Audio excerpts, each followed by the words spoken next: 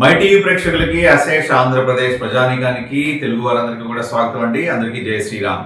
ఈ వీడియో చూడనటువంటి స్త్రీమూర్తులందరికీ కూడా మహిళా దినోత్సవ శుభాకాంక్షలు. ఈ రోజు మనం ఈ వీడియో ప్రత్యేకంగా గ్రంథాలయ సంస్థ డైరెక్టర్ శ్రీ కృష్ణమోహన్ గారి కోసం చేస్తున్నామండి. సో మిత్రులారా, మీరు ఎవరికి చేతనైనంత మేర వాళ్ళు ఈ వీడియోని దయచేసి కృష్ణమోహన్ గారికి చేరవేసే ప్రయత్నం చేయండి. ఆయన నంబర్ నా దగ్గర లేదు. ఆయనకి ఏదో రకంగా పంపించి ఈ వీడియోలో ప్రత్యేకంగా ఆయన ఉద్దేశించి నేను అడగబోయే ప్రశ్నలు ఆయన విని వాటికి సమాధానం చెప్తారని ఆశిస్తూ, ఈ సమాధానం చెప్పే పరంపరలో ఆయన ఉద్యోగస్తులు పడుతున్న బాధలన్నింటినీ గమనించి వాటికి తగిన చర్యలు తీసుకుంటారని కూడా ఆశిస్తున్నాను. మీ అందరికీ మంచి జరగాలని ఒకటే మా ఉద్దేశం అండి. ఇందులో ఎవరిని కించపరచాలని కానీ, ఎవరిని బాధ పెట్టాలని కానీ, లేకపోతే ఎవరిని అవమానపరచాలని కానీ మాకు ఎటువంటి ఉద్దేశం లేదు. అయ్యా కృష్ణమోహన్ గారు, మీరు గ్రంథాలయ సంస్థ డైరెక్టర్గా ఉన్నారు. గత ఫిబ్రవరి 13 అంటే 2025 ఫిబ్రవరి 13 నుంచి మీరు ఉన్నారు. మొన్న 13 మీకు మీ మాతృశాఖ నుంచి ఆర్డర్స్ వచ్చినా కూడా మీ కారణాల వల్ల మీ శాఖ అధికారుల యొక్క అనుమతితోటి మీరు ఇప్పటికీ కూడా గ్రంథాలయ సంస్థ డైరెక్టర్గా కొనసాగుతున్నారనే విషయం అందరికీ తెలిసింది. మేము గత 10-15 రోజుల నుంచి మీ గ్రంథాలయ సంస్థలో జరుగుతున్న అవకతవకలు, అక్రమాలు, అన్యాయాలు, దురాగతాలు వీటన్నిటి మీద చాలా వీడియోలు చేశాను సార్. తమ దృష్టి కూడా వచ్చి ఉండొచ్చు ఈ పాటికి. ఇక్కడ ఒక మీడియా ప్రతినిధిగా, ఒక సాంఘిక మాధ్యమం ద్వారా, ఈ సోషల్ మీడియా ద్వారా నేను మీకు చెప్పదలుచుకుంది ఏంటంటే, మీరు కొంతమంది వ్యక్తుల ఇన్ఫ్లుయెన్స్ కనుక లేకపోతే మీరు చాలా మంచి అధికారి అనేది మీ గ్రంథాలయ సంస్థలో పనిచేస్తున్న ఉద్యోగస్తుల్లో 63.8% మంది వెలువచ్చినటువంటి అభిప్రాయం.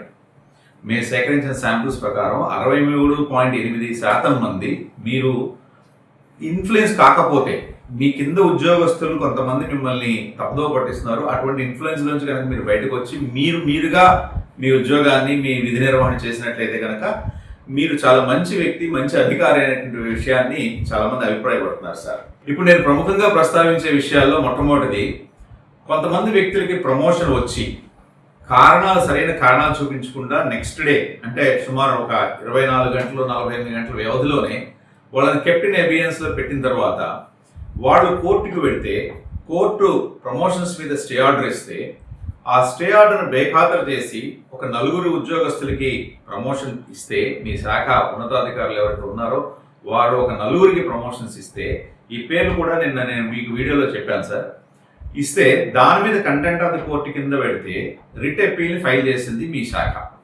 ఇది ఎంతవరకు నైతికం, ఎంతవరకు ధర్మం? సరే, లీగల్గా పక్కన పెట్టండి. లీగల్గా వచ్చినప్పుడు మా బోటి వాళ్ళు కూడా ఈ బాధితులకి అండగా ఉంటాము. అందులో అంత లీగాలిటీస్ ఏం లేవండి. అది కోర్టులో నిలిచే కేసు కాదు. రిట్ అపీల్ అనేది నిలవదండి. నేను చూశాను, క్షుణ్ణంగా పరిశీలించి. అటువంటి పరిస్థితుల్లో కొంతమంది ఉద్యోగస్తులు, అంటే అలా లబ్ధి పొందినటువంటి వాళ్ళు కానీ, ఆ లబ్ధి పొందిన వాళ్ళని సపోర్ట్ చేసేటువంటి వాళ్ళు కానీ వినిపించే వాదన ఏంటంటే, ఇది జోన్ వైజ్ విధానం అండి. ఈ జోన్ వైజ్ విధానంలో కోర్టు ఇచ్చినటువంటి ఉత్తర్వులు ఒక జోన్కే పరిమితం అవుతాయనేటువంటి ఒక వ్యర్థమైన వాదన తీసుకొస్తున్నారండి. ఇది చాలా ఫూలిష్ ఆర్గ్యుమెంట్. కోర్టు ఎక్కడా కూడా రిట్ పిటిషన్ నంబర్ 18285 ఆఫ్ 2021లో ఎక్కడా కూడా ఇది ఒక జోన్కి సంబంధించినటువంటి విషయాన్ని ఎక్కడ ప్రస్తావించలేదండి. తర్వాత మనం ఇంకొక కేసు తీసుకుంటే కనుక, again writ petition number 10486 of 2021 ప్రకారం 3:1 అని ఇవ్వాల్సినటువంటి ఆ నియామకాలు, జరగాల్సిన ఆ నియామకాలు 1:3గా మార్చబడ్డాయి మీ కార్యాలయంలో. ఇది మరి మీ దృష్టికి వచ్చిందా లేదా నాకేం తెలియదండి. రాకపోతే కనుక ఇప్పుడు దాని మీద ఒకసారి మీరు సమీక్ష జరిపించండి. నేను చెప్పిన కోర్టు కేసు నంబర్లు మీరు వీడియో చూస్తే కనుక మళ్ళీ మీకు ఎన్నిసార్లు కావాలన్నా కూడా మీకు దొరుకుతాయి అవి. సో ఈ 2 కేసుల్లో ఉద్యోగుల ప్రమోషన్ల గురించి జరిగినటువంటి అవకతవకలు కోర్టు దృష్టికి వెళ్ళి గౌరవ న్యాయస్థానం వారు, హైకోర్టు ఆఫ్ ఆంధ్రప్రదేశ్ వారు ఇచ్చినటువంటి తీర్పుని మీ శాఖలో మీ కింద పనిచేసే ఉద్యోగస్తులు వక్రీకరించి, తద్వారా వాళ్ళకు కావాల్సిన విధంగా ఆర్డర్లు మీ చేత ఇప్పించారండి. ఇది మీరు గమనించాల్సిన విషయం. రెండో విషయం సార్, రోస్టర్ ప్రకారం ఎక్కడా కూడా ప్రమోషన్లు కానీ నియామకాలు కానీ జరగటం లేదు.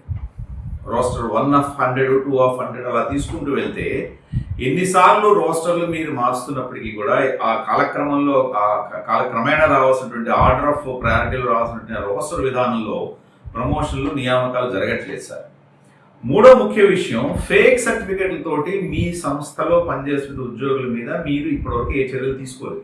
ఫేక్ సర్టిఫికెట్లతో కొంతమంది ఉద్యోగస్తులు ఉద్యోగాల్లో చేరుతున్నారు, ప్రమోషన్లు పొందుతున్నారు, ఇంక్రిమెంట్లు పొందుతున్నారు అనే విషయమే మీలో చాలా మందికి తెలియదండి. బట్ మాలాంటి మీడియా సంస్థలు మీ నోటీస్ తీసుకొచ్చిన తర్వాత కూడా మీరు దాని మీద ఏ రకమైన చర్యలు జరిపించట్లేదు. కొంతమంది ఫేక్ సర్టిఫికెట్లతో ఉన్నటువంటి వాళ్ళు రకరకాల ఎలిబీస్ చూపిస్తున్నారు. అంటే ఇది ఫేక్ కాదు అని చూపించుకోవడానికి చాలా ప్రయత్నాలు చేస్తున్నారు.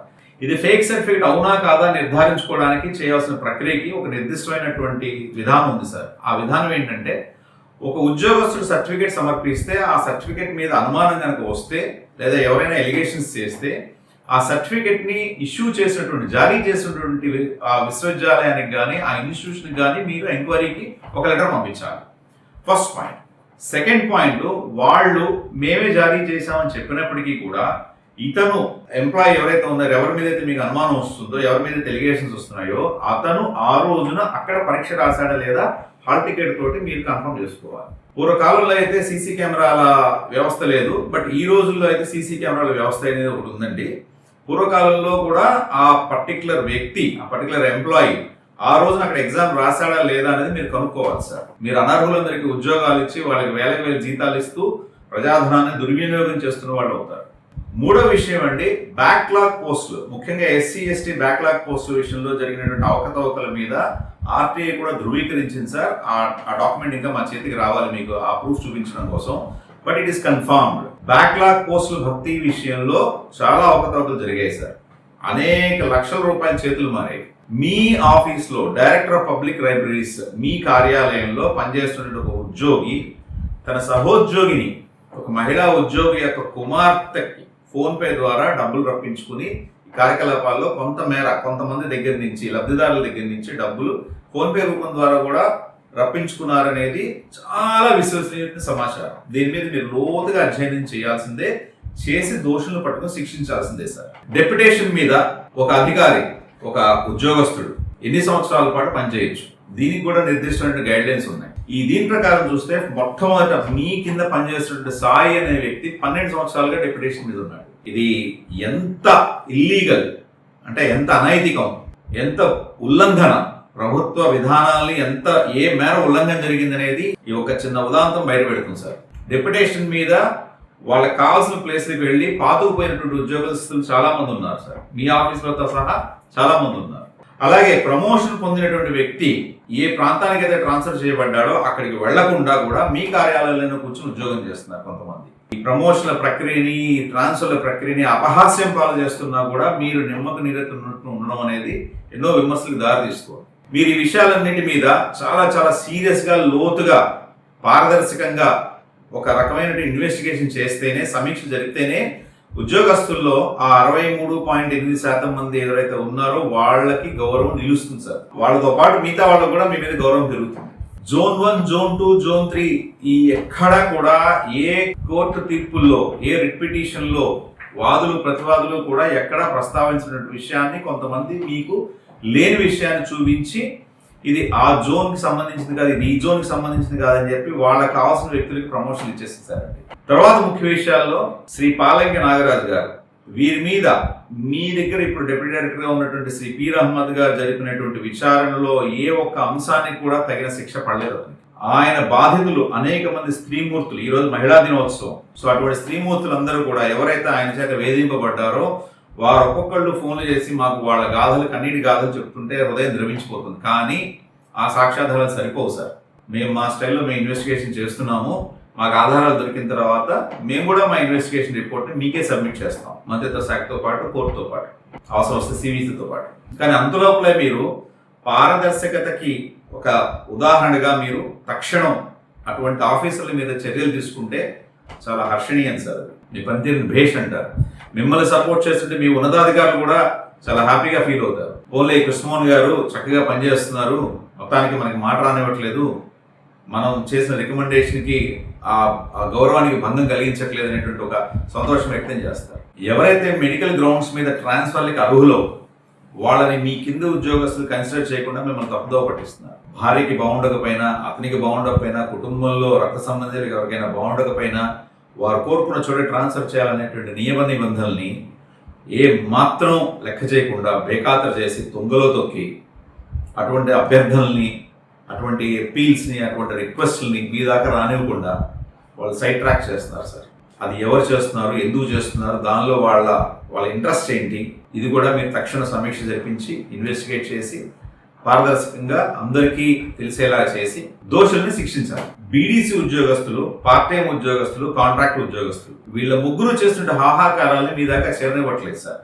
జిల్లా సెక్రటరీలు కానీ, జిల్లా చైర్మన్లు కానీ, యూనియన్ లీడర్లు కానీ మీ దాకా రానివ్వట్లేదు. ముఖ్యంగా శ్రీకాకుళం జిల్లాలో తీసుకుంటే 2023 నుంచి వాళ్ళకి జీతాలు అందలేదు సార్. నేను నిన్న పొరపాటున 9 నెలలు అని చెప్పాను. 9 నెలలు కాదు సార్, 2023 నుంచి అందట్లేదు వాళ్ళకి. 9 నెలలు, 5 నెలలు, 4 నెలలు, 2 నెలలు మిగతా జిల్లాల్లో ఉన్న పరిస్థితి. ఒక శ్రీకాకుళం జిల్లా తీసుకుంటే 2023 నుంచి వాళ్ళకి ఎటువంటి జీతాలు కానీ, బచ్చాలు కానీ ఏవి అందట్లేదు సార్. పేపర్ బిల్స్ కానీ, టీఏ బిల్స్ కానీ ఏవి అందట్లేదు. వాళ్ళ జీతమే 3,000 రూపాయలు సార్. ఇంతవరకు రివిజన్ రాలేదు. అలాగే కాంట్రాక్ట్ ఉద్యోగస్తుల్ని, పార్ట్ టైం ఉద్యోగస్తుల్ని రెగ్యులరైజ్ చేయమని చెప్పి కోర్టు ఉత్తర్వులు ఉన్నాయి సార్. అవి కూడా మీ దాకా రానివ్వట్లేదు. సో ఒక రకంగా చూస్తే మీ చుట్టూతో ఉన్నటువంటి ఒక కోటరీ ఒక మాఫియాలాగా పనిచేస్తుంది సార్. నేను చాలా స్పష్టంగా ఒక విషయం ఈ వీడియో ద్వారా మీకు చెప్పదలుచుకున్నది ఏంటంటే, మా దృష్టికి వచ్చినటువంటి అవినీతి పరులందరి మీద కూడా మేము ఇన్కమ్ ట్యాక్స్ డిపార్ట్మెంట్ వారికి ఒక రిపోర్ట్ పంపిస్తున్నాం. నేను ముందే ఓపెన్ గా చేస్తున్నాను సార్. డిస్ప్రపోర్షనేట్ అసెట్స్, అక్రమ ఆస్తులు కలిగి ఉన్న వారందరి చిట్టా నా దగ్గరికి వస్తాం సార్. నేను ఇమ్మీడియట్ గా CBDT, central board of direct taxes వారికి ఈ విషయం తెలియపరుస్తున్నాను సార్. వాళ్ళ ఫార్మాట్ లో ఖచ్చితంగా మీ దగ్గర పనిచేసే ఉద్యోగస్తుల్లో కొంతమందికి డిస్ప్రపోర్షనేట్ అసెట్స్, అక్రమాస్తులు కలిగి ఉన్నాయి. ఈ రాష్ట్రంలో జగన్మోహన్ రెడ్డి గారు ఒక్కరికే కాదు, కొంతమంది ఉద్యోగస్తులు కూడా అక్రమాస్తులు కలిగి ఉన్నారు. వాళ్ళు అటువంటి వాళ్ళందరి మీద కూడా మేము ఇన్కమ్ ట్యాక్స్ డిపార్ట్మెంట్ కి పెడుతున్నాం సార్. ఒక అర్జీని పెడుతున్నాం. ఇన్కమ్ ట్యాక్స్ డిపార్ట్మెంట్ యాక్షన్ తీసుకోవడం స్టార్ట్ చేస్తే వాళ్ళు ఎవరెవరి పేర్లు బయట పెడతారనేది మీకే వదిలేస్తున్నాం సార్. మీకే తెలియాలి, మాకు నిజంగా తెలియదు. సో మొత్తం తీగలాగితే డొంకంతా కదులుతున్నటువంటి పరిస్థితికి ఆల్మోస్ట్ వచ్చేసింది సార్ మీ గ్రంథాలయ శాఖ. ఎందుకంటే ఉద్యోగస్తులు భరించలేనటువంటి ఆవేదన పడుతున్నారు, ఒక రకమైన ఫ్రస్ట్రేషన్ లో ఉన్నారు. ఎవరు కూడా వినేటువంటి పరిస్థితిలో లేరు. ఆగండి, సమయం పాటించండి అంటే ఇంకెంతకాలం ఉన్నట్టుగా ఉంది. ప్రమోషన్ ఇచ్చి మర్నాడే కెప్టెన్ అబియన్స్ ఏంటి సార్ అది? దాని మీద కోర్టు స్టే ఆర్డర్ ఇస్తే దాన్ని కూడా బేఖాతరు చేయడం ఏంటి? దాని మీద మళ్ళీ ప్రభుత్వం రిట్ అప్పీల్కి వెళ్ళండి. ఉద్యోగస్తుల బానిసలా సార్ వాళ్ళు? ఒకప్పుడెప్పుడో మనం చదువుకున్నాం సార్, హిట్లర్, ముస్సోలిని ఇట్లాంటి నియంతలందరూ పరిపాలించేవాళ్ళట ప్రపంచంలో కొన్ని ప్రాంతాలని అని. అంతకంటే దారుణంగా ఉంది. కోర్టు ఉత్తర్వు ఇచ్చిన తర్వాత కోర్టు గౌరవాన్ని కాపాడుతూ మన ఉత్తర్వులను ఖచ్చితంగా అమలు చేయాలి సార్. ఏ డిపార్ట్మెంట్లో అయినా సరే, ఏ వ్యక్తి అయినా సరే. లేకపోతే కోర్టులకు విలువే ఉంది సార్.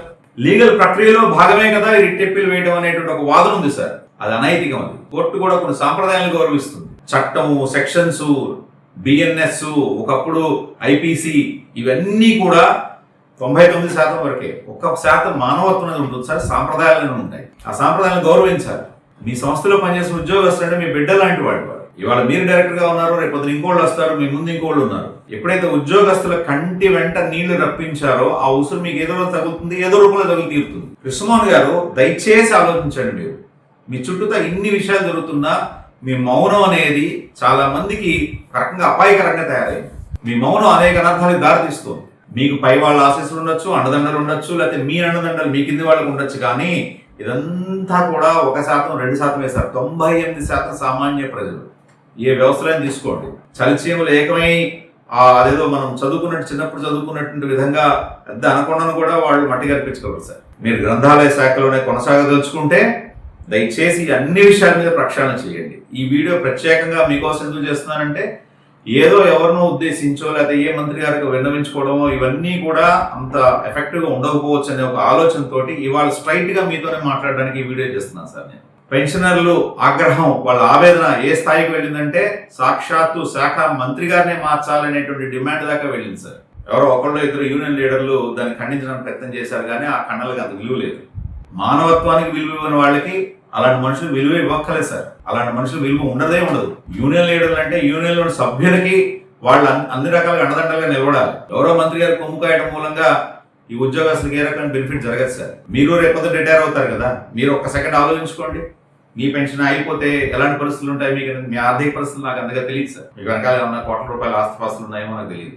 సో ఒక మనిషిని మనం బాధ పెట్టేటప్పుడు అదే బాధ మనకు కూడా కలిగితే మనం ఎలా ఫీల్ అవుతాము అనే ఇంగిత జ్ఞానం ఉన్నటువంటి వాళ్ళు ఎవరు కూడా ఇలాంటి పనులు చేయడం, ముఖ్యంగా పాలంకి నాగరాజు గారు లాంటి వాళ్ళు. ఆయన చేసిన అకృత్యాలు అన్ని ఇన్నివి కాదు సార్. మీ ఇన్వెస్టిగేషన్ రిపోర్ట్ లో పీర్ అహ్మద్ గారు ఇచ్చినటువంటి ఆయన అడ్రస్ చేసినటువంటి ఆ 11 పాయింట్లు చాలా పీనట్స్. ఎంతో మంది స్త్రీల హాహాకారాలు వినిపించాడు ఆయన. ఎంతో మంది స్త్రీల హాహాకారాలకి కారణభూతుడయ్యాడు ఆయన. బట్ ఎవిడెన్సెస్ దొరకంగానే కోర్టుకు సంబంధించి కోర్టు ఫార్మాట్లో కావాల్సిన ఎవిడెన్స్ దొరకంగానే ఖచ్చితంగా వాటి మీద కూడా మేము పబ్లిక్ ఇంట్రెస్ట్ లిటిగేషన్ వేస్తాం సార్.